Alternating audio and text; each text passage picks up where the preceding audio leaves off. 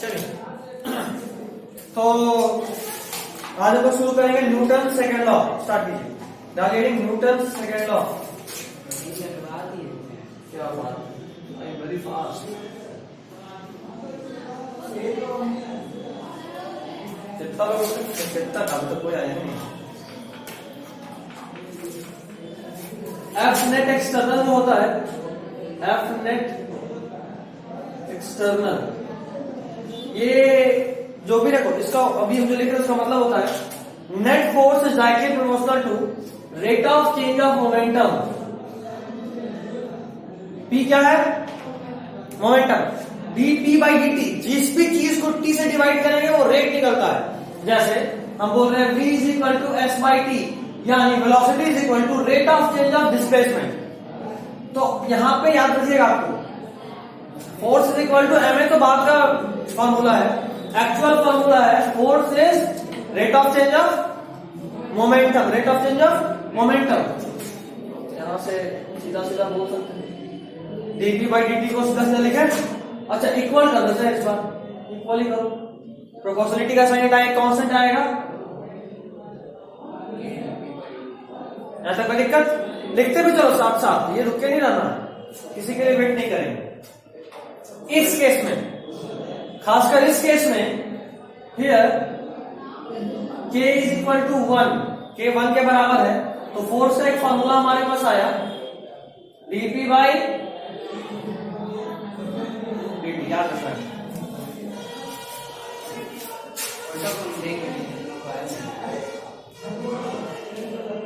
कौन सा वाले दोनों नोट लगाए थे? एक नया वाला। पहले टापिनोज में, हाँ पहले टापिनोज में, अच्छा वहां पे मन नहीं किया बैठने का। उसको जब फोटो भेजे थे वहीं पे तुम लोग? हाँ अच्छा मतलब आपको पता था? हाँ अच्छा फालतू में फिल्म को फॉरवर्ड कर दी तो उसको बोलेंगे देख ले, हमको पता चल गया डोमिनोज में बैठी है, या तो मेरे साथ ही कांड हो गया, पहले से उसको पता था कि भेजने वाला को। ठीक है ठीक है, मतलब पूरा हो गया। ये बुद्धि को थी कि आपको पहले का फोटो है, पहले वाला फोटो वो था, एक और फोटो भेजा भी थे उसको। नहीं रे, एक और फोटो जो वहां वाला फोटो उसका ना, ऑफिस वाला ना, वो ऑफिस वाला थोड़ा ना था, वो तो पहले वाला। ऑफिस वाले में टेबल के साथ था, हाँ तो हवा वो टेबल का तो इसमें अलग से लिए थे। ठीक है, पर ऑर्डर नहीं किया, फोन से किया, उनके पास प्रूफ है। एक दो दिन में फिर जाएंगे, अब तो तू देख कितना फट जाएगा कि अभी रो देगा। नहीं हम लोग इतने बिजी लाइफ में छोटी छोटी पेटियां लेते हैं। अफीफा कर लो, अब तो तुम तीनों बराबर के हकदार हो, बात के तीनों के पास ऑर्डर पहुंचेगा। क्या यहां तक हो गया?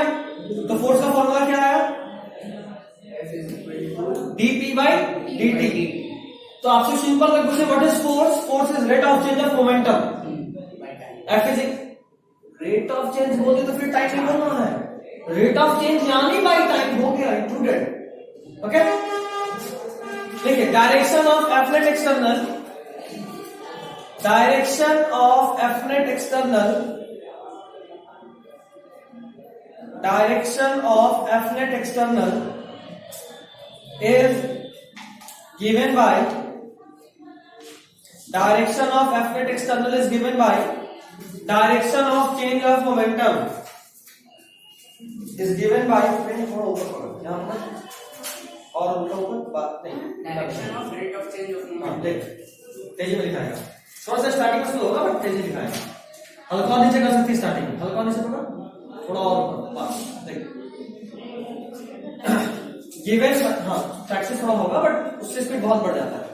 Given by direction of change of momentum, direction of F net external is given by direction of change of momentum. देखो बार बार एक्सटर्नल आ रहा है, बताया आपको लास्ट क्लास में। इंटरनल फोर्स हमारे लिए एकदम बेकार है, कोई काम का नहीं, ये भी है एक्सटर्नल है। और हम आपसे पूछे कि जरा बताओ इस एक्सटर्नल फोर्स का डायरेक्शन क्या है, तो आप बोलोगे इस एक्सटर्नल फोर्स का वही डायरेक्शन है जो direction is change in momentum है, चेंज इन मोमेंटम डीपी। अच्छा इसी को अगर बोले एवरेज फोर्स, एवरेज फोर्स भी ऐसे ही बोलेंगे डेल्टा पी बाई इस जहां भी डी टर्म है मतलब वहां इंस्टेंटेनियस मोमेंटम मतलब F is equal to D P by D T, यानी आप यहां डिफरेंशिएट करोगे, यहां से जो फोर्स मिलेगा वो इंस्टेंटेनियस मिलेगा। आप तो लास्ट चैप्टर में ये लोग पढ़ चुके हैं। यहां से जो मिलेगा क्या मिलेगा? इंस्टेंटेनियस। और यहां से जो मिलेगा क्या मिलेगा? Average force. ठीक है, एक क्वेश्चन करें?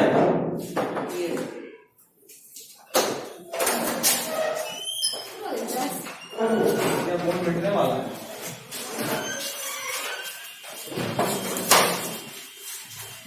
एक क्वेश्चन लिखिए, क्या लिखिए? क्या हमें लिखना है? आप बस 5 kg का बॉल है, ठीक है? ये रहा एक बॉल, बस लिखिए। ये रहा एक बॉल, ठीक है? कितना लेट हो? 10 मिनट। कोई बात नहीं, पिज्जा खा के फोटो भेजने का बदला तो बनता था ना। बेचारे क्या बदला तो हो ही गया। पिज्जा प्लस डोसा खाएंगे मगर आप पिज्जा नहीं खाएगा। वो फोटो देख के वो हटके वो पहले का है। ऑर्डर दिखा दें? हाँ दिखा दीजिए। ऑर्डर तो मेल आया बॉल, इस बॉल का मास 5 kg है। क्या सोचिए, ऐसा बदला कभी नहीं चुकते। नहीं ये तो कहा छोड़ दो, हम भी 2 बार भेजते, बदला लेना है आपको। ये बॉल इधर गया, जाके इसमें टकराया, वेलोसिटी इतना था 2 मीटर पर सेकेंड। ठीक, टकराने के बाद ये बॉल सेम वेलोसिटी से रिबाउंड हो गया।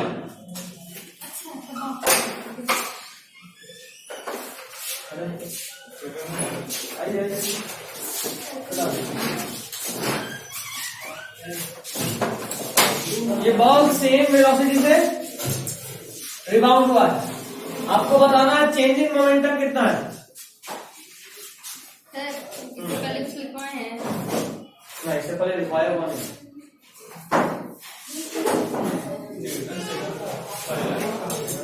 अच्छा, चोट अभी तक नहीं भरा?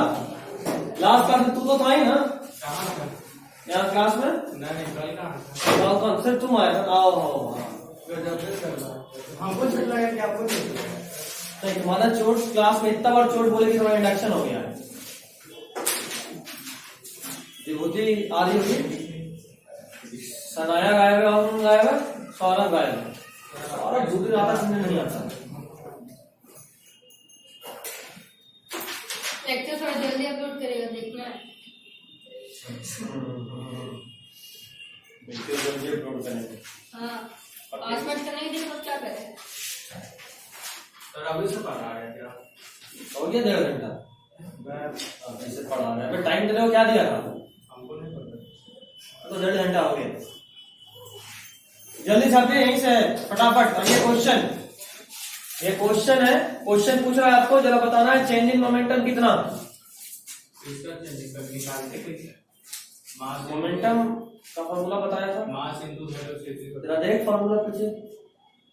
P is equal to what? That's it. Change in momentum यानी final momentum minus initial momentum. निकालिए सर। सेकंड में होता है क्या मीटिंग का? Net force external is directly proportional to rate of change of momentum. नहीं ऐसे नहीं, वर्ड्स में ऐसे नहीं है सर कहना।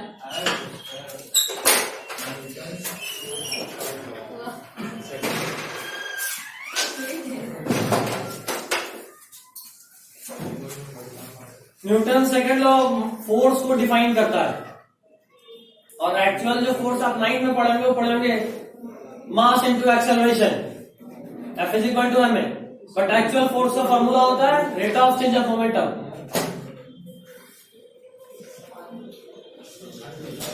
क्या हो गया? टाइम देख लो कितना देर रिकॉर्डिंग हो चुका है। 10 मिनट और नहीं, इतना मिनट था। वही हम भी 4 मिनट पहले आए हैं। दुनिया बन गई। हाँ नहीं, बस वो क्वेश्चन भी मेरे आता है, वहीं से बस इतना लिखना है। हो गया?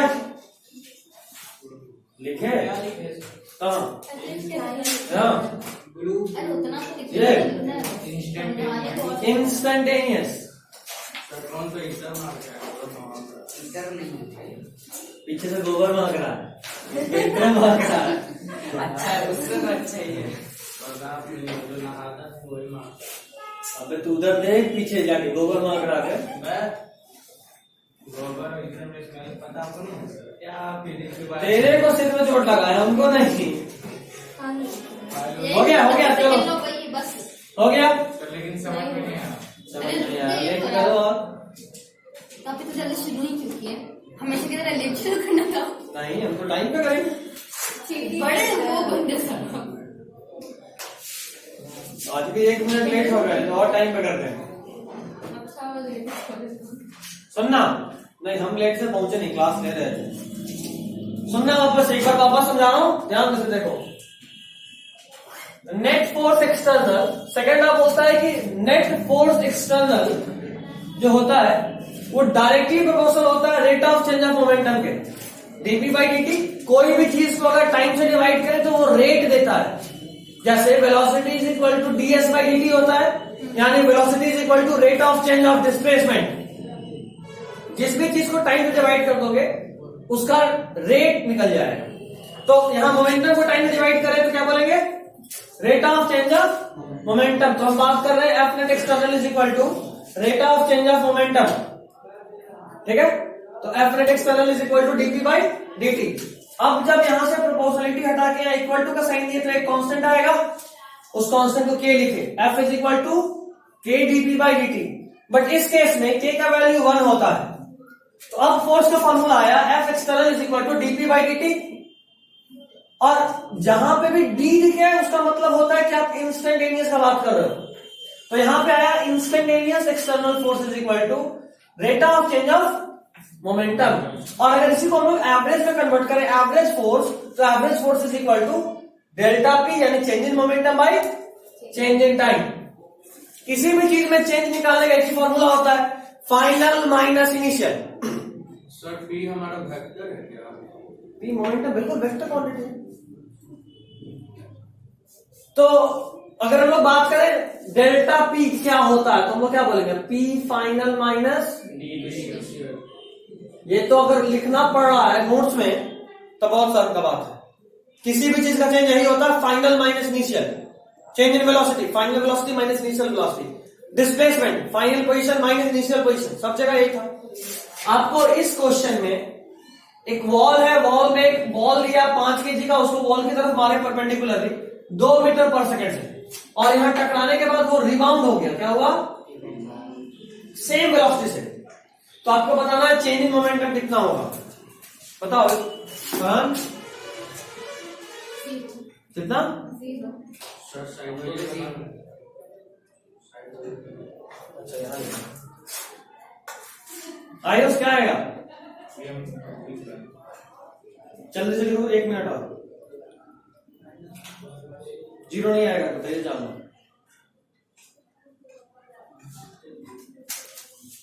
ब्रैकेट में लिखने का मतलब क्या? वो तो नीचे में जो ब्रैकेट मतलब रटना है, वो फॉर्मूला है। वो नहीं मतलब डेल्टा है आपके पास, जो ब्रैकेट दिया है। ये ब्रैकेट, नहीं नीचे वाला डेल्टा है। ये एवरेज।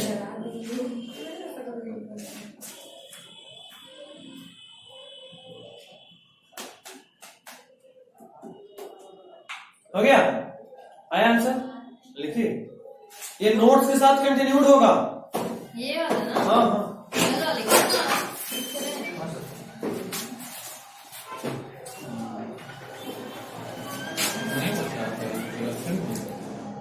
कितना? 3 से एक्शन आएगा, सौरभ आएगा। साजन का तो पता ही नहीं चल रहा है, अभी सीखें कल गैंटॉन घूमना है। सब पढ़िएगा फिर क्या कर रहे हैं? Fill in the blanks. आज के होते हैं कौन कैसे पहले व्यास मतलब एक बोलता इसमें फिजिक्स का कौन पेमेंट नहीं दिया कौन? तो मनीष तुम्हारा बचा ना? तो एक मनीष, आशीष, अर्पिता का पता नहीं, उन दिनों का तो हो चुका है। अर्पिता का अर्पिता का तो आपको पता है ना, क्या आया है तो नहीं जानते। क्या कहाँ है मेरा नहीं आया? अर्पिता का बचा है, तुम्हारा बचा है। और मनीष और आशीष, मम्मी को बोलिएगा बात तुम्हारा हो ही गया है, इन दोनों का हो ही गया है। उधर मनीष आशीष हाँ, इधर ही है। कितना हो गया? हाँ, और शायद वो भी बची है क्या, मतलब सौरभ भी बचा हुआ है।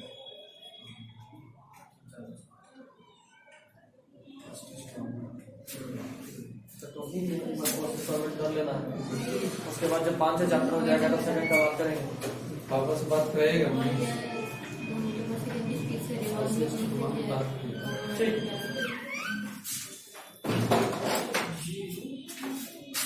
हमसे बाहर में पूछ रहे हैं। नहीं अच्छा टाइम है। आया आंसर? सबका जीरो ही क्यों आ रहा है यार? जीरो नहीं आएगा, इतना बड़ा ब्लंडर कैसे कर रहे हो यार तुम लोग? डायरेक्ट वेक्टर है तो क्यों नहीं लेंगे नेगेटिव? -20 that's it.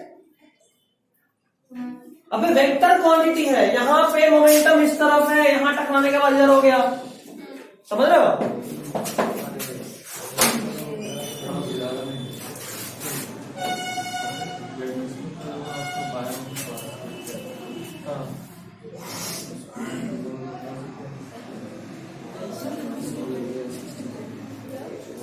दो दिन अगर रुक जाइएगा तो हम फाइनल कर पाएंगे। शायद हम सेकंड वाला क्लास फर्स्ट में जो लगा दिया हो जाएगा। आपको एक बार पढ़े तो बोले थे ना, कर दीजिए, उसके बाद फाइनल करेंगे। सुनना सुनना सुनना सुनना, फाइनल मास कितना? 5। ये तो कोई नहीं सुन रहा ना कि सर यहाँ मास नहीं दिया, भाई वाला पावर काउंट हो रहा है तो मास तो उत्तर रहेगा। 5 दूना 10 -10, या तो इधर को माइनस मानो या इधर को माइनस मानो, तेरे ऊपर है। बट बाय कन्वेंशन हम पॉजिटिव एक्स को प्लस लेते हैं, नेगेटिव एक्स को माइनस लेते हैं। बार बार करें, माइनस या प्लस तेरे मानने पे है, माइनस या प्लस हमेशा ही तुम्हारे मानने पे। एजी भी बताए होंगे ये बात, तुम देखा काइनेमेटिक्स। तुम्हारा आशीष कंप्लीट हो गया? ये गलत बात है, सबका हो गया ऑलमोस्ट। तुम्हारा इन दोनों का पहले हो गया था, इसका भी हो चुका। तुम भी 4 लेक्चर देख ली ना, 5वां भी खत्म। आशीष पीछे नहीं होना है, अपने साथ वालों से पीछे हो रहे हो, कंप्लीट ऑल इंडिया से करना है। कैसे होगा? नहीं हो जाएगा, ऐसे हो जाएगा तो कभी होता ही नहीं है, करना पड़ता है। तो कर लेना, आज में खत्म करना। कितना बचा है? अच्छा ठीक है, कितना बचा है? तो कल तक फाइनल, ठीक है, कल यहाँ आते तक फाइनल कर लेना, ठीक है? लगना पड़ेगा बाबू, मेहनत तो करना पड़ रहा है, सब लोग समझ रहे हो इस बात। उस दिन कम से कम 2 घंटे में, 2 घंटा नहीं 1.5 घंटा समझाएगा ना, 1.5 घंटा में ये तो समझाई थे कि करना पड़ेगा, और कोई ऑप्शन नहीं है हमारे पास, बस कीजिए। फिर कितना पुराना लेक्चर भेजा है? क्या आकाश का लेक्चर काफी अच्छा, वो बहुत पुराना, वो आज तक चल रहा है। कितना पुराना तो बता दीजिए। बहुत पुराना, 14-15 भी नहीं लग रहा है, 10 से पहले लग रहा है हमको। उतना भले का नहीं लग रहा है, हमको पता है वीडियो क्वालिटी से लग रहा है। क्वालिटी अलग बात है, बट वो ज्यादा पुराना है ये तो है, लेकिन 10 पे भले का कहाँ से जाए? पता नहीं लग रहा है क्या? 13-14 के आसपास होगा, क्योंकि हम लोग भी जब थे ना आकाश में तो वही लेक्चर था, मतलब 14-15 बैच मेरा था, 14-15 नहीं 15-16 तो वो था, उससे तो पहले का ही कंफर्म। अरे उसको सेव करना होता है, अभी ऐसा कंप्रेसिंग ऑप्शन ही ना होता है। अभी होता है कि बिना क्वालिटी ज्यादा डाउन के हम लोग कंप्रेस कर लेते हैं, पहले ये ऑप्शन ही था, या तो क्वालिटी पूरा घटा दो तब कंप्रेस होगा।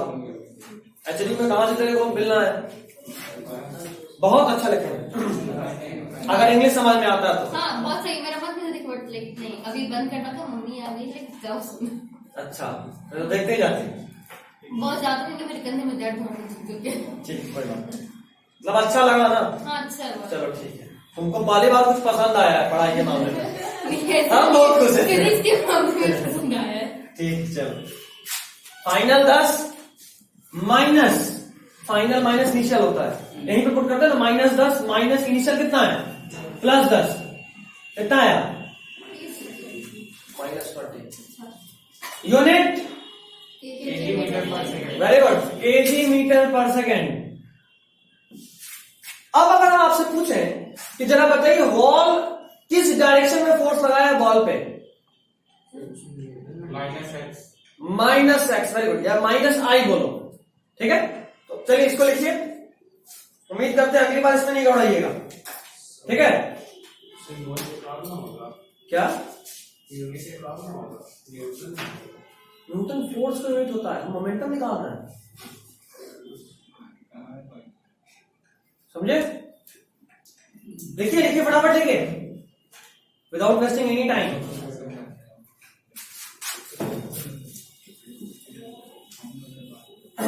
हम आज भर वेट कर लेते हैं, कल से आपको सेकंड बुक का लेक्चर जाना चालू हो जाएगा। सर कल तो क्लास रहेगा। तो कल मत देखना, परसों देखना, लेकिन कल क्लास के बाद देखना, हम भेज देंगे तो फिर हमें भूल जाएंगे। तुम लोग याद बात दिलाते नहीं है।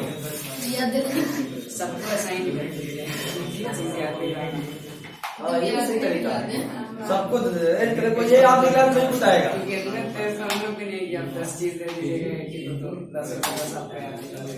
अच्छा कौन से चैप्टर का वो? अच्छा काइनेमेटिक्स का पैकेज सबका बन गया? आज तुम लाई नहीं, 1 महीना से ये काफी पहले से समझे। हम तो उसी दिन दिए थे, ले जाते ले नहीं गए। नहीं आप नहीं दिए थे, बस बोले थे। तो ले जाएंगे। अच्छा सर ये जो अभी पढ़ा रहे ये सब जो जिसको काइनेमेटिक्स के बाद लिखेंगे ना ये वाला। हाँ हाँ, और आज हम एनएलएम का लेक्चर पैकेज भेज देंगे।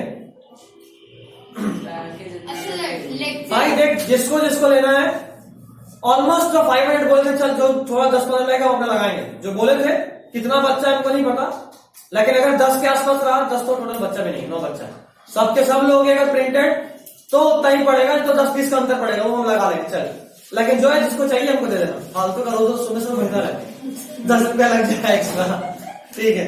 जिसको जिसको चाहिए पेमेंट कर दीजिएगा एक बार में, या एक बार में नहीं, उतना बोझा ढोके में लाएंगे नहीं। जैसे चैप्टर होगा आपको प्रिंट करा के लेते जाएंगे, ठीक। चलो टेंशन खत्म। जो लोग फोन से कर लेगा क्वेश्चन या पीडीएफ से कर लेगा, भाई मेरे को कोई जरूरत ना प्रिंट कराएगा, वो तेरा जिम्मेवारी, तेरे को करवाना तो पेमेंट करेगा। सर आपका कितना लेता है? क्या 5 रुपये ज्यादा होता है तो 70 पैसे 65 पैसे पे जाता है। 65 पैसे तो अब नहीं लेता है, पहले लेता था 65, अब 70 से कम में नहीं बात करता है। और 100-200 पेज तक रहा तो 75 पैसे लेता है। कोचिंग से लिंक होने का ही फायदा है, 1 रुपये से कम में मामला निपटता है, बट फिर भी पैकेज ओवरऑल बहुत बड़ा हो जाता है ना। जैसे हम आपको बोले, आप जो उड़ा 16 चैप्टर, बट एक्चुअली मैं आपको बताया था ना स्प्लिट है, एक में 2 चैप्टर 3 चैप्टर, कल लेक्चर में बताए थे, देखे थे वो लेक्चर कल वाला, बस मुझे गिरा रहे हो। ये बोल रहा था। अच्छा ये बोल रहा था, ठीक है। तो जो स्प्लिट है उसका अलग अलग पैकेज देंगे हम, ठीक है। तो अलग अलग पैकेज जाएगा, तो जो 16 दिख रहा है वो 17, 18, 19 हो जाएगा, तो ओवरऑल पेज उतना हो जाता है। क्योंकि लास्ट टाइम जो कराए थे प्रिंट ऑलमोस्ट यही गया था, एग्जैक्ट श्योर नहीं है कि 520 था कि 30 था, बट 500 ठीक है। चल, उतना गाली सुनने से डेली में बेहतर है, मन में ये देने उससे बेहतर है कि ठीक है। चल यहाँ तक हो गया। सर आप ये चैप्टर नहीं पढ़ा? कौन सा? वर्क एनर्जी पावर, इसके बाद पढ़ाएंगे। क्यों पढ़ाएंगे लेक्चर भेजेंगे सर? पढ़ाएंगे तो लेक्चर किसका भेजेंगे? सेकंड पार्ट जैसे कि 2 पार्ट में है ना, पहला पार्ट हम खींच रहे हैं क्योंकि फिर लिंक टूट जाएगा। हम कल इसीलिए वर्क एनर्जी पावर के बाद वापस आए थे, वापस गड़बड़ नहीं करेंगे। सेकंड पार्ट जो एकदम इधर से लिंक नहीं है उसका लेक्चर जाएगा। वो चैप्टर का नाम थर्मोडायनेमिक्स हो जाएगा, थर्मल प्रॉपर्टीज ऑफ मैटर हो जाएगा, आएगा। इधर से कोई मतलब नहीं, इधर पढ़ो या नहीं पढ़ो बात बराबर है, एकदम नया टॉपिक है। वो इजी का ही रहेगा, पौने 2 घंटे का। क्या पौने 2 घंटे का कोशिश करते हैं, तुमको आकाश करें ना, आकाश करें, बात बराबर ही पड़ेगा। देखिए आकाश को 5 से देख लेंगे, मगर इजी का 1 घंटे में सुस्ता वो तो रहे, खड़े हो पढ़ा रहे, समझ में आ रहा है। एक तो इतना धीरे धीरे पढ़ाते हैं, हम 1.5 करके देख रहे हैं, सब्जी बेच रहे हैं। क्या हाँ इतना लिखिए, वही तो पूछ रहे हैं, पक्का। चलिए हाँ ठीक है, फिर राइट करना है MS. F is equal to dp/dt होता है, देखना इधर। अब यहां से ma कैसे आएगा वो दिखाएंगे, but actual formula F is equal to ma भी नहीं है, उसमें बहुत गलती है। दिखाते हैं कैसे। F is equal to dp को लिखे mv, p को mv, इसको लिख सकते हैं। अच्छा m कांस्टेंट है, m बाहर। अच्छा एक मिनट, अगर आपको डिफरेंशिएशन वाला रूल याद हो, ab/dt अगर करते हैं और दोनों ही वेरिएबल है तो ऐसे करते थे A D B by D T plus B D A by D T. एक बार दोनों को कांस्टेंट मान के करते थे। याद आ रहा? नहीं याद आ रहा तो तुरंत देखो बेसिक मैथ्स कॉपी में तो होगा ना। क्या बात है, कॉपी इसका भारी कॉपी है। वाह देखिए याद है तो ठीक है, तो देखिए जल्दी हाँ एक और बोले क्या है? डिफरेंशिएशन खोलो। तुमको याद है बेटा? फरहान याद है? नहीं याद तो ठीक है, आफिफा का पेज फाड़ लेना।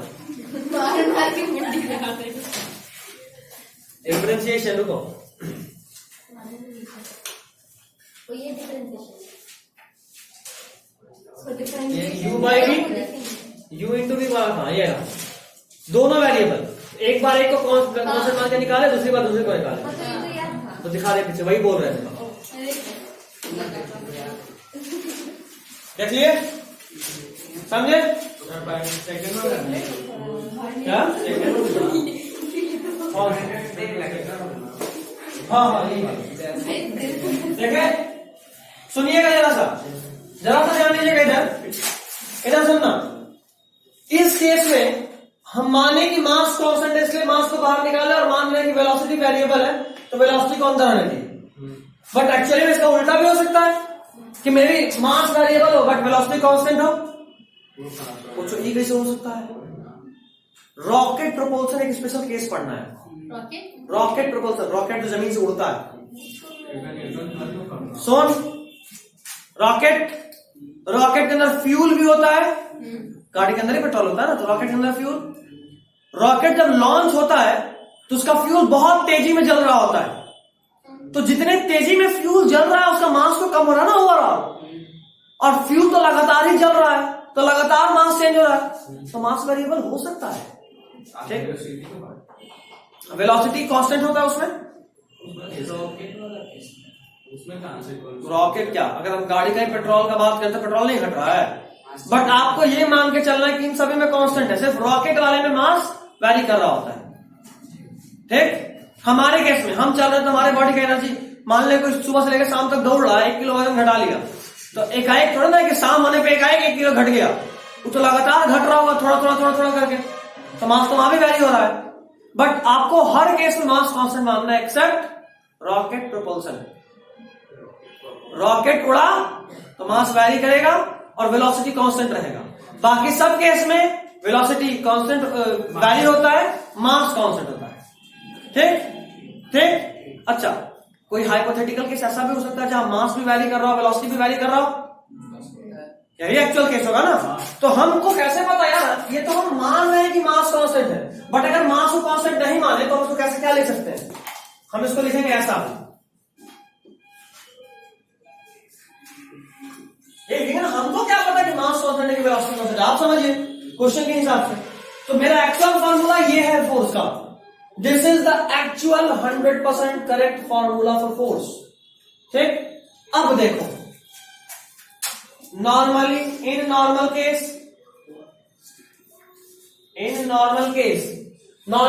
में ये वाला कंडीशन मास कांस्टेंट। अच्छा, यहां पे अगर कांस्टेंट है तो कांस्टेंट का डिफरेंशिएशन कितना होता है? 0। तो अगर नॉर्मल केस में m is equal to constant लें तो मेरे पास फॉर्मूला आएगा f is equal to m dv by dt, क्योंकि ये वाला तो 0 हो चुका। अच्छा, इन रॉकेट प्रोपल्सन ये वाला वेलोसिटी कांस्टेंट, तो ये गया, ये बचेगा, तो वहां पे क्या आएगा? f is equal to v dm by dt। और क्वेश्चन में आपको चूरी ऐसे मिलेगा, rate of burning of fuel, जितने तेजी में फ्यूल बर्न हो रहा है वही मास का चेंज का रेट है, तो rate of burning of fuel जो होगा वही डीएम बाई dt के बदले में पुट होगा। अब बोलो सर वो तो डीएम होना चाहिए मास का चेंज, dt के बदले कुछ टाइम डाले, बट हम क्या बोले, क्वेश्चन बोलेगा rate of burning of fuel, rate बोल दिया तो dt भी आ गया। ठीक, तो ये एक्चुअल मेरा फॉर्मूला है। डिपेंडिंग अपॉन द केस वो 2 फॉर्म में यूज होता है, ये आपको नॉर्मली यूज होगा और ये आपको रॉकेट प्रोपल्सन। इस बारे में एक और कांड है, dv बाई dt क्या होता है? एक्सेलरेशन। तो आप इसको लिख सकते हो m इंटू ए, लिख दे हम लोग थोड़ा, आपके बाद ना हम लोग शिष्य हैं। अब हो गया। ये ए कैसे लिखे? क्या?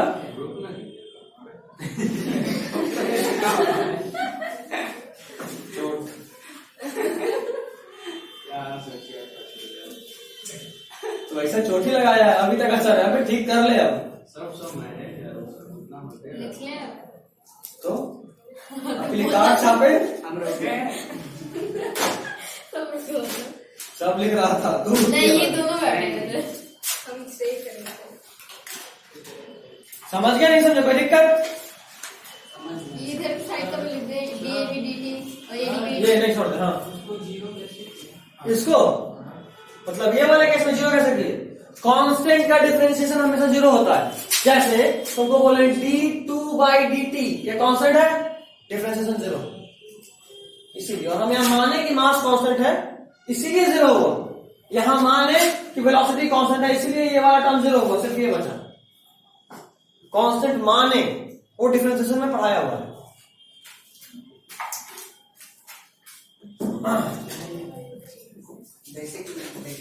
मेरी जब सोचती है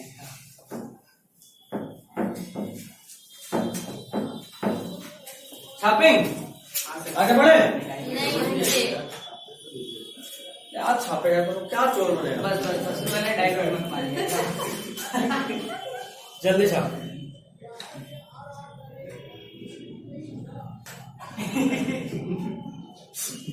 क्या कर रहा बे? लिख जल्दी वापस। बे काम कर पा ले, बात बना रहा। लिख लिए सब लोग? नहीं तो दांत क्या अच्छी आ रहा है रे? हम कैसे हाँ इक्वेशन ऑफ ट्रांजैक्शन पूछता था आपसे। क्या? Equation of transaction equation of trajectory. कोई भी चीज जिस पाथ पे मूव करता है उसको इक्वेशन ऑफ ट्राजेक्ट्री बोलते हैं। नहीं, ये पूछ रहे थे, ये जैसे डिराइव किए। यहाँ से टाइम निकाला। एक्स में हमको पता है कि ये वेलोसिटी हमेशा ही कांस्टेंट होता है, u cos थीटा, क्योंकि इधर कोई एक्सेलरेशन नहीं लग रहा है एक्स की तरफ, इसीलिए ये u cos थीटा। और एक्सेलरेशन नहीं लग रहा तो स्पीड इनटू टाइम सीधा डिस्प्लेसमेंट मिल जाएगा। यहाँ से टाइम निकाले, इस टाइम को इस वाले फॉर्मूला में पुट की जो y वाला था। हमको लगता है कि दूसरा पूछना अरे समझ गए तो दूसरा पूछना है। दिए थे तो हमको नहीं कर पूछना था। आप तो याद तक कर रहा था मुझे लगा हमको नहीं करना। नहीं वो तो बगैर हम नहीं करते।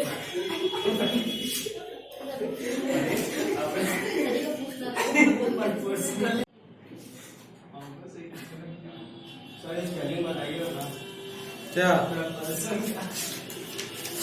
देख, इस पर लिखा हुआ है PROPULTION।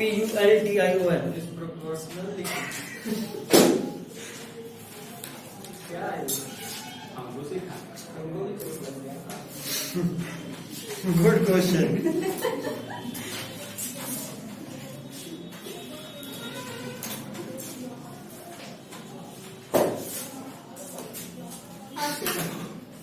हॉरिजॉन्टल उसको रेंज कहते हैं और इसको H maximum height. Maximum height H max. हाँ। ये क्या बता जो लिखा रेंज का फॉर्मूला? है। यहाँ पे वो कुछ फायदा और कुछ बोलते हैं T1 T2 is directly proportional to R। हमें तो पूछना क्या चाहते हैं? रेंज क्या है बे? पहले थीटा था, फिर 90 माइनस थीटा था, तो फिर T1 आपको बताया था कि रेंज बराबर तब होता है जब दो एंगल का सम 90 के बराबर हो। तो एक अगर थीटा तो पक्का है कि दूसरा एंगल 90 माइनस थीटा होगा तभी रेंज बराबर आएगा। एक में टाइम T1 लगा, दूसरे में टाइम T2 लगा। तेरे को ये याद रखना है। दूसरा चीज ये याद रखना है, जैसे पहले वाले में निकाले थे तो एक 2u sin थीटा था, एक 2u cos theta by theta. दिख रहा साफ साफ दिखा भी। अब क्या T1 T2 को बस ये वो लिखे थे, ये को समझ में नहीं आया। T1 T2 is actually proportional to R कैसे होता है? वो ये जो लिखे ना उसी को ये डिराइव किए, ये समझ गए। इसको देखने के बाद दिख रहा T1 T2 is actually proportional to R। इसको देख के ये लिखा है।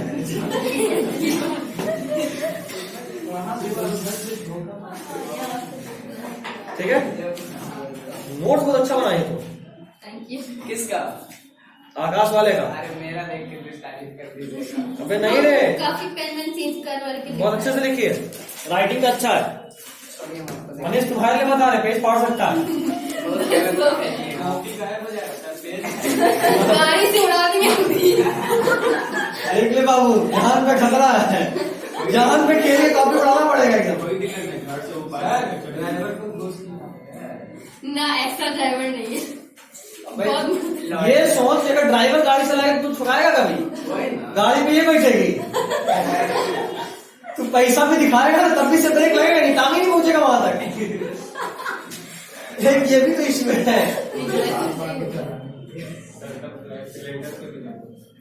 नहीं तो वो उसके मतलब मैं भी 2-4 ईंटा रख के आई हूँ।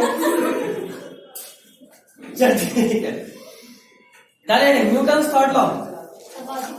टाइम भी नहीं जा रहा है। मतलब बात तुम लोग रोक क्यों रहे हो, इतने अच्छे से पढ़ा रहे हैं। अरे टाइम नहीं जा रहा है सर, लेकिन 5-10 ही अभी तक, तब से आधे घंटे से पढ़ रहे हैं।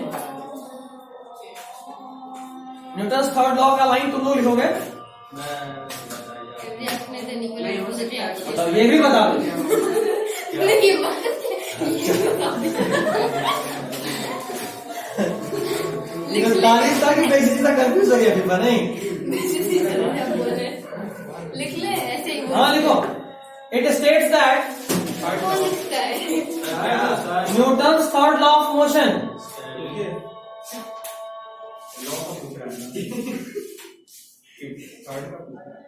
Newton's third law of motion. लिखिए, every action has, it states that every action has equal and opposite reaction.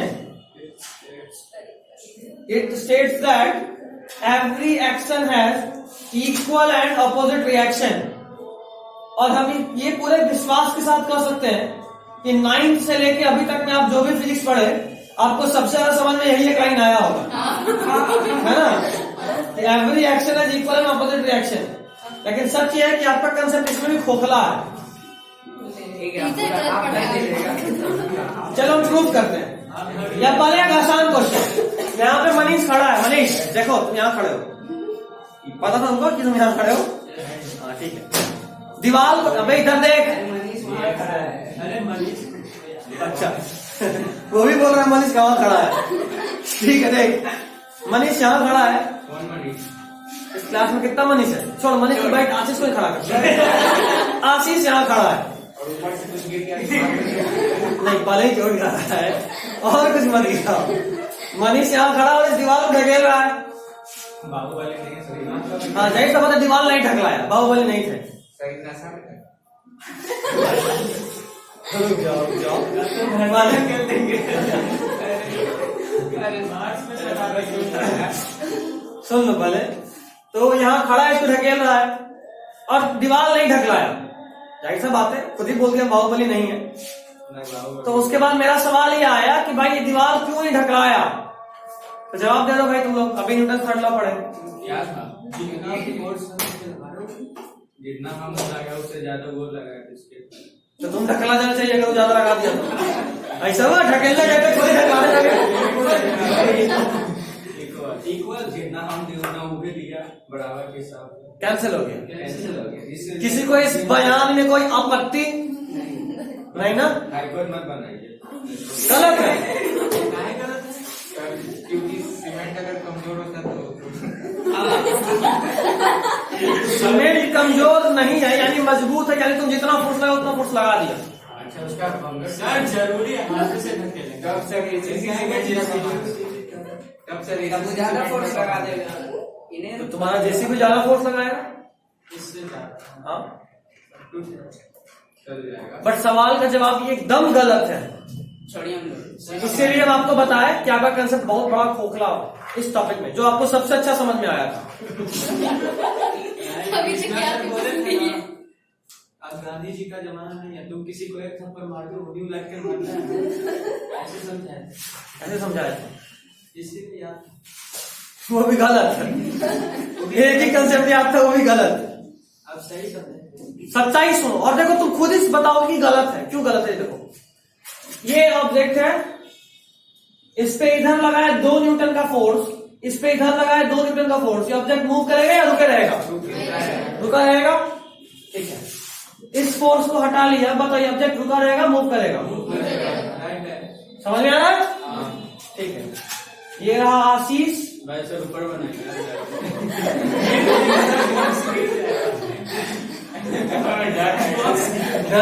कोई बात नहीं। ये रहा वॉल। सुन, आशीष इस वॉल पे फोर्स लगाया 10 न्यूटन से ज्यादा इसका औकात है तो ले लेगा, ठीक। और ये वॉल किस फोर्स लगाया ना, कितना? 10। किस पे? अब जरा बताओ, क्या ये कैंसिल होने वाला लक्षण दिख रहा है? एक ऑब्जेक्ट पे एक ही फोर्स लग रहा है इसकी तरह का, इस पे भी सिर्फ एक ही फोर्स लग रहा है, तो कैंसिल कैसे हो गया? ऐसा बात है, कैंसिल होने के लिए एक ऑब्जेक्ट पे कम से कम 2 फोर्स हो तब ना। तुम फोर्स लगाया दीवार पे, दीवार फोर्स लगाया तुम पे, तो कैंसिल कैसे हो गया? Gravitational force. जाना ही चाहता, एक फोर्स इधर लग रहा था, एक फोर्स नीचे लग रहा था, कैंसिल हो गया। फिजिक्स का एकदम पोस्टमार्टम कर दिया तुम लोग, समझे? कितना गलत कंसेप्ट था। नहीं सर, बांगर सीमेंट का बना। बांगर सीमेंट के बनने से इसका इनर्सिया ज्यादा था, और इसीलिए जब तुम ढके तो नहीं ढकलाया। वही तो बोल, सस्ता नहीं। लगता अगर 2 लाइन एडवर्टीजमेंट का याद था वो भी गलत थी, सबसे सस्ता नहीं सबसे अच्छा। कोई बात नहीं, मैं भी जोड़ता था। प्रोजेक्ट से बताइए। अरे भाई, तू इंजीनियर नहीं बनेगा तो डॉक्टर बनने वाला है ना? सर बदल ली वही तो कर रहे हैं, डॉक्टर बनने वाला तो तू सब छोड़ दे। ये वो दोनों बोले, यही बोले तो समझ में भी आता है, सस्ता नहीं सबसे अच्छा, या अल्ट्राटेक सीमेंट, इंजीनियर चॉइस, बोलो कोई समझ में आता है। डॉक्टर चॉइस भांगर सीमेंट, डॉक्टर को मारेगा भांगर सीमेंट के मालिक को भी मारेगा। अच्छा, प्लास्टर करेगा भांगर सीमेंट से, लड़का विकिपीडिया में जाएगा। इधर देख, ठीक है चलो, जो से बात बहुत टाइम वेस्ट हो गया, तो देखना एक ऑब्जेक्ट पे एक फोर्स लग रहा है, इसलिए कैंसिलेशन का कोई चांस नहीं है। तो जाहिर सा बात है मूवमेंट तो नहीं हो रहा है, तुम देख पा रहे हैं ना, दीवार हिला ना हम हिले। तो अगर हम कोई हमसे ये तो बोल सकता ना कि ठीक है सर, चलिए आपका बात मान लीजिए कि आप दीवार पे फोर्स लगाए, दीवार मूव नहीं किया क्योंकि इसका इनर्सिया ज्यादा था। What is inertia? Inability to move. Inertia मतलब कि कोई भी चेंज को रेसिस्ट करेगा, और inertia is a measure of mass. इसको कहीं कॉपी में लिख लीजिए, inertia is a measure of mass. जिस चीज का मास जितना ज्यादा होगा उसका इनर्सिया उतना ही ज्यादा होगा। नाइन्थ में पढ़े थे, हाँ ये रट्टा वाला है। 10th में गया उसको उसमें बताया हमें, कभी आ गया होगा। Inertia is a measure of मास, मतलब किसी चीज का मास जितना ज्यादा होगा उसका इनर्सिया भी उतना ही ज्यादा होगा। मास कम यानी इनर्सिया भी कम। जाहिर सा बात है, ये मार्कर यहाँ हाथ पे रुका हुआ था, इसमें था इनर्सिया ऑफ रेस्ट, लेकिन चूंकि इसका मास कम है वैसे ठोक भी दिए तो आगे बढ़ गया। ये देखो, ये रहा दीवार, इसका मास ज्यादा है, हम फोर्स लगा रहे हैं फिर भी मूव नहीं करना। अभी सुनना पहले, अभी पहले समझ, बाद में मस्ती। हम जो फोर्स लगाए, मेरे फोर्स लगाने के बावजूद ये वॉल मूव नहीं किया क्योंकि इस वॉल का इनर्सिया ज्यादा था। बट दूसरा सवाल ये भी तो उठता है कि ठीक है, आप मान लीजिए 100 न्यूटन से ढकेल रहे हैं, तो 100 न्यूटन से ये भी तो हमको ढकेल रहा होगा, तो हम क्यों नहीं मूव किए? उसका कारण है मेरा पैर जमीन पे है और फ्रिक्शन बैलेंस कर ले रहा है। फ्रिक्शन किस डायरेक्शन में लगता है बताया था कल? जिस डायरेक्शन में आपका टेंडेंसी ऑफ मोशन होगा उसके अपोजिट डायरेक्शन में। यानी जब आप दीवार पे इधर फोर्स लगाए तो दीवार आप पे इधर फोर्स लगाया, तो आपका टेंडेंसी, अगर फ्रिक्शन नहीं होता तो आप किधर जाते हैं? पीछे जाते। टेंडेंसी था पीछे का, तो फ्रिक्शन इधर लगा। फ्रिक्शन मतलब भले ही आप इधर फोर्स लगा रहे, फ्रिक्शन भी आगे ही लग रहा है। फ्रिक्शन बहुत बहुत बहुत पतंग की वाला चीज है। कब पाला बदल ले कोई नहीं जानता। जिस तरफ मोशन करने का टेंडेंसी हो, मन जिधर हो करने का मूव, उसके ऑपोजिट में किधर मूव कर रहा है उससे फर्क नहीं पड़ता, ठीक? तो या मूव नहीं कर रहा है इससे भी फर्क नहीं पड़ता। हम इधर फोर्स लगा रहे थे, मेरे पे पीछे फोर्स लग रहा था, और फ्रिक्शन आगे लगा और वो दोनों एक दूसरे को बैलेंस कर लिए, इसलिए हम मूव नहीं किए।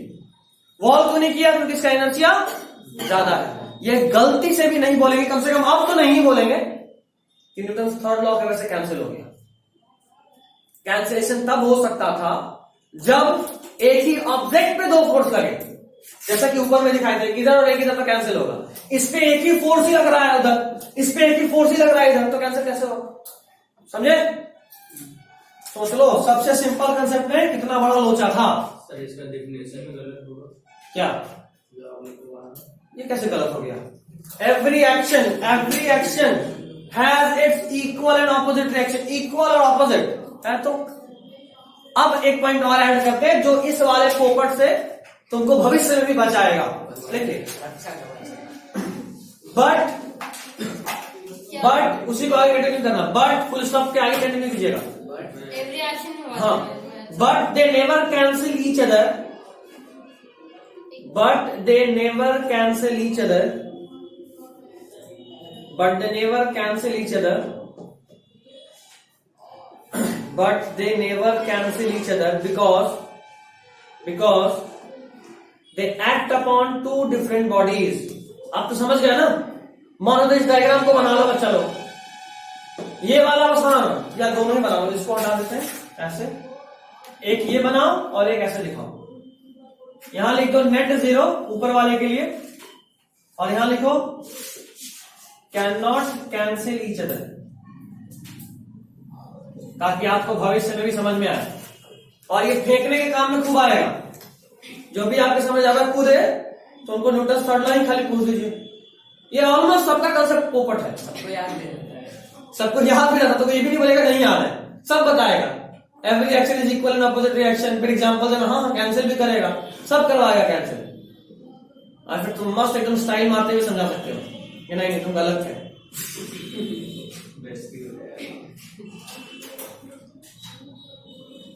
फिजिक्स में कंसेप्ट बहुत मैटर करता है।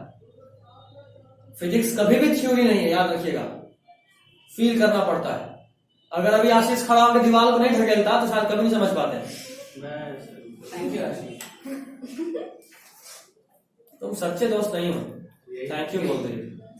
देखो आयुष को कुछ काम भी करेगा देख तड़ाल देगा, उसके किया था।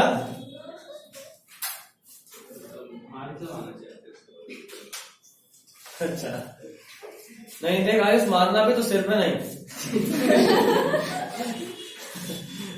वरना जो भी बैलेंस धीरे धीरे ठीक हो रहा है फिर डिसबैलेंस हो जाएगा। सर हमको हाईलाइट मत कीजिए। अच्छा यूट्यूब का ये पॉइंट है।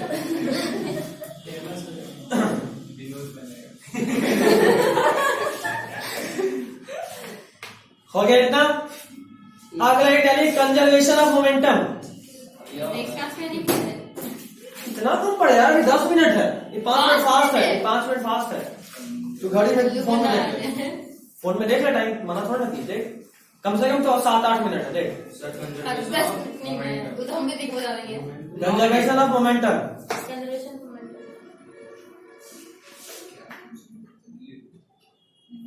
अच्छा किन्हीं के घर में व्हील वाला चेयर है?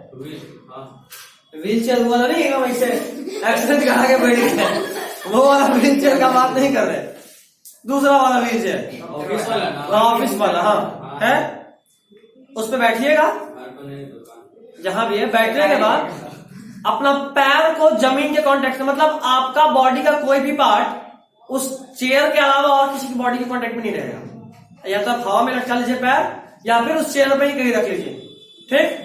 और उसके बाद उस चेयर पे से घुमाते ना गोल गोल, घुमाने का ट्राई कीजिएगा तो क्या घूमता है मैंने घुमाया कभी? थोड़ा ज्यादा फोर्स लगाना। घुमा था, पैर बिना लगा है, ट्राई करके बताइएगा। चलिए हम कर लेके आएंगे, ट्राई कर, चेयर लेके आओ, डेमोन्स्ट्रेशन दिखा दीजिए। बैठे हुए होंगे गुरुजी, उस पे खाली हम बैठ पाते हैं, बाकी कोई टीचर भी बैठता है। तेरे को पता नहीं, उनका टंगड़ी टूटा हुआ है, तुम अगर बैठे ना तो तुम्हारा भी टांगी टूट सकता है, लेकिन तुम्हें एक्सपीरियंस नहीं है।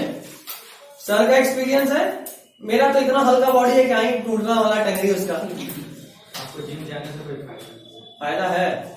जिम जाने से सिर्फ वेट लॉस ही नहीं होता, वेट गेन भी होता है। थोड़ा सा बायोलॉजी पढ़ा है अच्छे से, लेना पढ़ना बेहतर होता है।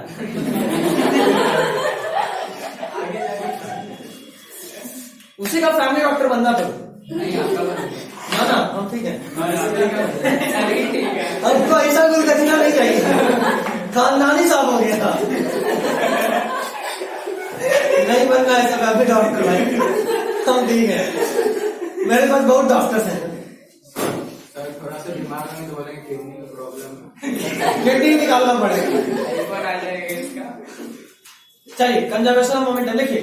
फॉर एन आइसोलेटेड सिस्टम, अच्छा हम आपको ऐसे बता दें, वो चेयर मूव नहीं करेगा अगर कहीं से भी उसका किसी बाहरी बॉडी से कांटेक्ट नहीं रहा ना, दीवार या कहीं और से, तो चेयर मूव नहीं करेगा, क्योंकि चेयर के ऊपर बैठकर पूरे चारों तरफ से कांटेक्ट हटा के जब तुम फोर्स लगाओगे तो तुम्हारा फोर्स इंटरनल फोर्स हो जाएगा।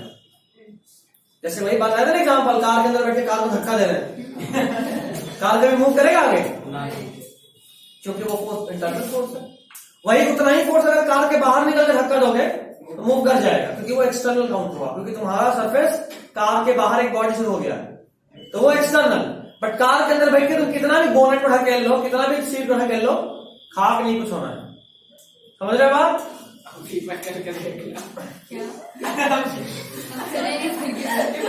क्या एक काम करना, सब लोग अभी जाना साथ में नीचे, सब लोग सीट फैलना, कोई ज्यादा ताकत दिखाए तो सीट भी हाथ में आ जाएगा। Afif I am so sorry, ये रहा आपका प्रैक्टिकल का रिजल्ट, प्रैक्टिकल सक्सेसफुल। स्टेयरिंग हाथ में टायर निकालो, पक्का मैकेनिक वाला बुद्धि लगाता है, कभी किडनी निकालेंगे, कभी टायर निकालेंगे, अरे खाली निकालना जो है सीखा है। इंजन को कोई फायदा नहीं है। देखो ज्यादा बुद्धि निकालो, लगाओ, पेट्रोल निकालो, नहीं सर देखिए सर, पेट्रोल निकालोगे तो फिर भरा के आएगा कार, अगले दिन फिर पेट्रोल निकाल सकते हो, इंजन निकालोगे तो कार कहीं जाएगा ही नहीं। टायर निकालेंगे तो गाड़ी वहीं रहेगा। अच्छा, गाड़ी का मालिक चल जाएगा, पेट्रोल भी आराम से निकल तुमको कौन बताए गाड़ी का वाली चल जाएगा? तेरे को फोन किया था? ले जाओ उसको कम से कम, हम निकाल सोच सीरियसली। लेकिन ये वाला हम बताएं, इस साल का जितना भी लेक्चर हम लोग है ना, फिर अगले साल कोई बच्चा को दीजिएगा। क्यों?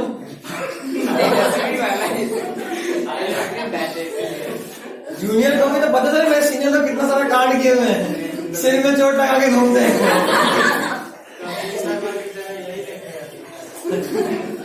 बच्चा लोग पढ़ने के वजह बैठ के हंसेगा, चले तुम बोले अच्छा ही सर पढ़ा रहे, स्टैंड अप कॉमेडी कर रहे हैं। अच्छा क्या लिखा थे? For any isolated system F net external, for an isolated system F net external is equal to 0। For an isolated system F net external is equal to 0, ये ब्रैकेट लिखिएगा, F net external is equal to 0, F net external is equal to 0 को bracket में कर लीजिए, ठीक है। Isolated system का मतलब समझ में आ गया, एफ नेट एक्सटर्नल 0 होना चाहिए। देखिए net momentum of a system remains conserved, net momentum of a system remains conserved, net momentum of a system remains conserved। अच्छा अभी हम जो इंटरनल एक्सटर्नल फोर्स बताए, उस पे एक एप्लीकेशन बेस्ड क्वेश्चन मेरे दिमाग में आया, जरा पूछा है बताना। अभी हम लोग ये बात तो प्रूव कर चुके हैं ना कि इंटरनल फोर्स से कोई भी वर्क डन नहीं होता, कोई रुका चीज चलेगा नहीं, कोई चलता चीज रुकेगा नहीं, ठीक है। चलो अभी कहीं गाड़ी लेते हैं, वैसे अभी इसका एक्सीडेंट नहीं कराएंगे, टेंशन नहीं लो। गाड़ी चल रहा था स्पीड में, लहरिया मारते हुए कार, अचानक से सामने में आशीष आ गया। अरे और चोट लग जाए। हाँ चोट लगा हुआ है, बाकी को नया चोट क्यों देना। वैसे अफीफा का ड्राइवर था, अच्छा चलाता गाड़ी, ये नहीं चला रही, उसका पैर ब्रेक तक पहुंचता भी है। अच्छा तो ब्रेक मार दिया, वो कंप्लेंट किया होगा। जरूरी थोड़ा ना तुम कंप्लेंट नहीं पिए थे। अच्छा नहीं पिए थे, ठीक है, गाड़ी रुक जाएगा। बट मेरा सवाल ये है, जो मेरा सवाल है कि जब हम ब्रेक मारे तो ब्रेक तो इंटरनल फोर्स आया, तो उससे गाड़ी कैसे रुक गया? गाड़ी ब्रेक मारने से कैसे रुक गया? हम तो अभी समझ रहे हैं कि इंटरनल फोर्स से कुछ नहीं होना है। मैकेनिकल होती है। ब्रेक पैड सर ब्रेक चक्कर कुछ, हाँ ब्रेक पैड चक्का जाम कर।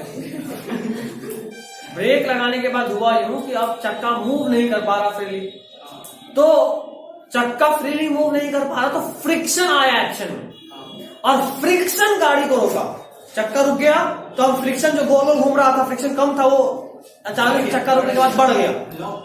तो चक्का पे फ्रिक्शन जैसे ही बढ़ा तो आप चल रहे थे आगे, फ्रिक्शन अपोज किया, पीछे लगाना शुरू किया और गाड़ी को रोका। मतलब गाड़ी को जो रोकता है वो आपकी ब्रेक का फोर्स नहीं रोकता, फ्रिक्शनल रोकता है। ब्रेक का फोर्स तो इंटरनल फोर्स है। ब्रेक नहीं मारेंगे तो फ्रिक्शन का वैल्यू कम ही रहेगा, तो गाड़ी नहीं रुकेगा। ब्रेक मारे तो फ्रिक्शन का वैल्यू अचानक से बढ़ गया तो रुक गया गाड़ी, समझे? हाँ, तो ब्रेक मारने से ब्रेक नहीं ना रुका, एक्चुअली में ब्रेक किसी और को बढ़वा के रुकवाया। मतलब हमको आशीष को पिटवाना था, हम तुमको बोले पीटो और तुम पीटे, तो बोले हम तभी पीटे, लेकिन पीटे तो तुम। हम इतना कमजोर नहीं, चैलेंज कर रहे हो उसको।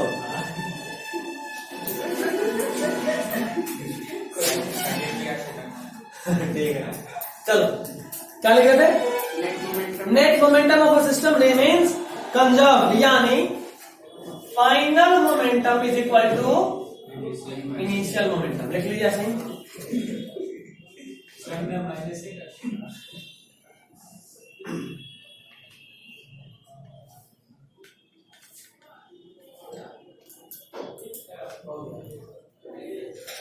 प्रूफ कर दें क्या? ये हमसे बोल सकते हैं। आज पढ़ना नीचे आराम से। मैथ पढ़ना है, भेज दे किसी से। हम फ्री है, मेरा कोई क्लास नहीं है। आज नहीं, हम सबको लेकिन इसको प्रूव कर दीजिए। प्रूफ करके कैसा है? मिक्सचर बन जाए। अबे धूप पहनने की तरह मिक्सचर हो रहा है। मिक्सचर जैसे कोई टेस्टी होता है, खा ले। हल्दी यहाँ पे समझ गए। ये सुन, बाय न्यूटन सेकंड लॉ अगर हम बात करें, बाय न्यूटन सेकंड लॉ हमको पता है F net external is equal to D P by D. और अगर अभी हम लोग बात किए for an isolated system, isolated system यानी एक्सटर्नल फोर्स जीरो। आइसोलेटेड का मतलब अकेले नहीं होता। फिजिक्स में जब भी आइसोलेटेड बोले ना तो मतलब समझो कि उस पे एक्सटर्नल फोर्स जो भी लग रहा है वो जीरो। तो ये कितना हो गया? जीरो।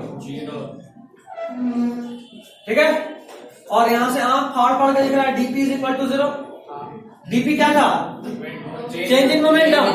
मतलब final momentum minus initial momentum, change zero है, मोमेंटम जीरो नहीं है, चेंज जीरो है, चेंज जीरो है। तो यहां से साफ साफ दिख रहा है P final is equal to initial. Done. Yes sir. चलिए इतना लिखिए और आप हेडिंग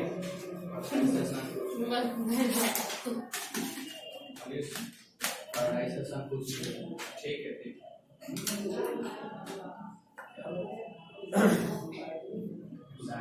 लिखिएगा। अरे नहीं लिखे। क्या छाप हो गया तुम्हें? फिर आप तो पूरा चिपक के छाप रहे थे ना।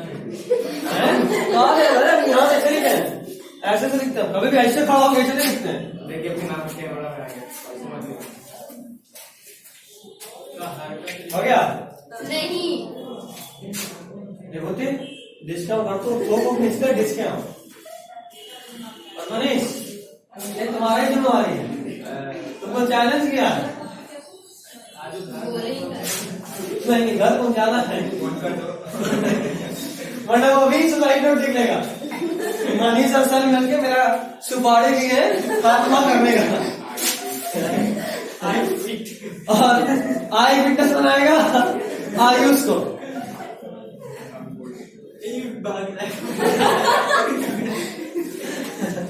चलो हो गया, डाली हेडिंग। सर आपका लेक्चर 10 साल के बाद देखेंगे तो आप कैसा लगेगा? यंग लगेंगे। 10 साल बाद थोड़े थोड़े बूढ़े हो जाएंगे। आजकल इतना ना पॉल्यूशन 30 पहुंचते पहुंचते आदमी बुरा लगने लगता है, हल्का ना हल्का लगने लगता है ना। चेक करके देखो। 30 पे पहुंचाते हैं इसको। इसको लेके चलिए। टाइम डोरेमोन के गेट लात मार मार के खेलेंगे बाहर जल्दी। चलिए गेटिंग एग्जाम्पल्स बेस्ड ऑन अगला एक सबड़ी बनाओ। Examples based on conservation of momentum. जितना हंसी मजाक करते हैं हम लोग पढ़ लेते हैं ना, बाकी क्लास में तो पढ़ते नहीं होगे या हंसी मजाक करते हो। हाँ दानी सर मानते हैं वो है। Examples based on conservation of momentum. Krishna sir एकदम रगड़ देते हैं। कृष्णा सर से भी मजाक हो जाता है। हाँ वेट कर रहे होंगे, वेट के बाहर खड़े हुए मैं भी। देख लीजिए टाइम हो गया है। देख लीजिए। जाने के लिए हेडिंग हेडिंग हो गया आगे बढ़ो। ये हेडिंग था, ये तो एग्जाम्पल्स ना। पहला एग्जाम्पल बस explosion of bomb into two fragments. Explosion of bomb into two fragments. Explosion. इतना बचा के क्या कर ले रहे? अच्छा वो अगले में इतना ये यहाँ से बहुत लंबा जाएगा, इसको काट यहाँ से, तो फिर आधा इधर आधा इधर रहेगा। 2 fragments. Explosion of bomb into two fragments. Explosion of bomb into two fragments. ठीक है, चलिए this is all for today.